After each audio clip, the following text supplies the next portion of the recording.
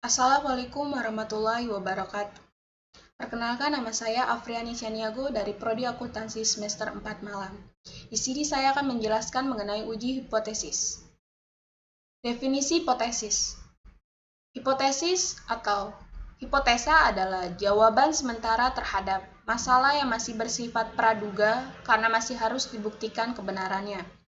Menurut wikipedia.com. Perumusan hipotesis. Rumusan hipotesis sebagai petunjuk arah dalam rancangan penelitian, teknik pengumpulan, dan analisis data, serta penyimpulan. Rumusan hipotesis sudah dapat dibaca dari uraian masalah, tujuan penelitian, kajian teoretik, dan kerangka pikir, sehingga rumusannya sejalan. Rumusan hipotesis dinyatakan sebagai kalimat pernyataan, melibatkan minimal 2 variabel, mengandung suatu prediksi, harus dapat diuji atau testable. Ada dua tipe hipotesis. Yang pertama, hipotesis nol atau H0. Hipotesis yang menyatakan tidak adanya hubungan antara dua variabel atau lebih, atau tidak adanya perbedaan antara dua kelompok atau lebih. Yang kedua ada hipotesis alternatif atau H1, yaitu hipotesis yang menyatakan adanya hubungan antara dua variabel atau lebih, atau tidak adanya perbedaan antara dua kelompok atau lebih. Kekeliruan hipotesis. Kesalahan jenis 1 yaitu menolak hipotesis 0 yang benar. Kesalahan jenis 2 menerima hipotesis 0 padahal seharusnya adalah salah. Keputusan uji hipotesis ini harus direspon, yaitu dengan menerimanya atau menolaknya. Jika menerima H0 itu adalah keputusan yang benar atau tepat. Jika kita menolak yang salah, itu juga keputusan yang tepat. Tetapi jika ada keputusan menerima sesuatu yang salah, yaitu kesalahan jenis 2 atau beta, dan menolak sesuatu yang benar, yaitu kesalahan jenis 1 atau alfa. Pengujian hipotesis, yaitu penarikan kesimpulan yang berakhir pada penerimaan dan penolakan hipotesis diawali oleh pengujian hipotesis. Hasil akhirnya adalah dua pilihan, berupa diterima atau ditolaknya. Suatu hipotesis didampingi pernyataan lain yang berlawanan, sehingga diperoleh H0 dan H1. Contoh pasangan H0 dan H1. Pasangan hipotesis dua arah. Pasangan hipotesis dua arah ini kita tidak mengetahui sama sekali arahnya, yaitu lebih besar atau lebih kecil. H0 dibagi XA sama dengan XB, H1 dibagi XA tidak sama dengan XB. Yang kedua ada pasangan hipotesis satu arah, pihak kanan. Pasangan hipotesis satu arah ini biasanya daerah penolakannya itu ada di sebelah kanan. H0 dibagi XH sama dengan XB, H1 dibagi XA lebih besar XB. Pasangan hipotesis satu arah ini kita bisa mengetahui arahnya, yaitu biasanya lebih besar.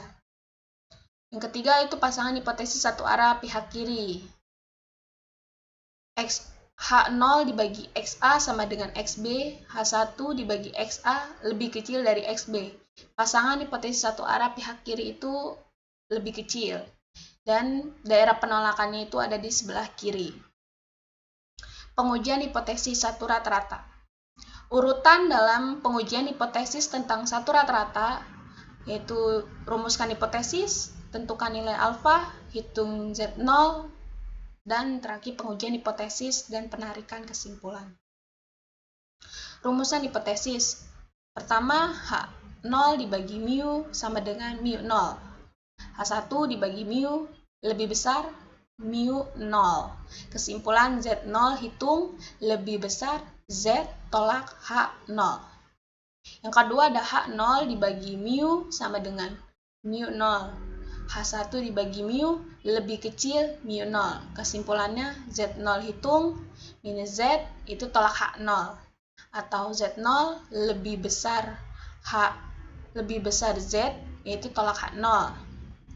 Dan ketiga ada H0 dibagi mu sama dengan mu 0. H1 dibagi mu tidak sama dengan mu 0. Kesimpulannya Z0 lebih besar Z tolak H0.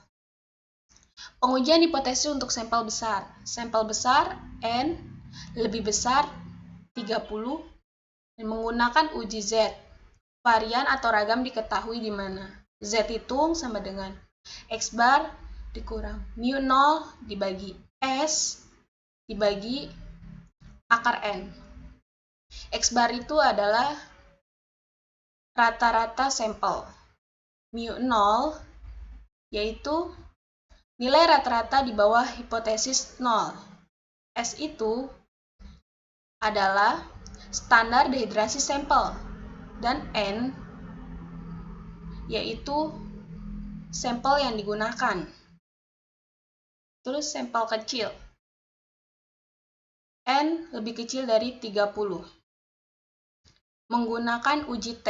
Varian atau ragam diketahui di mana T hitung sama dengan X bar dikurang mu 0 dibagi S dibagi akar N.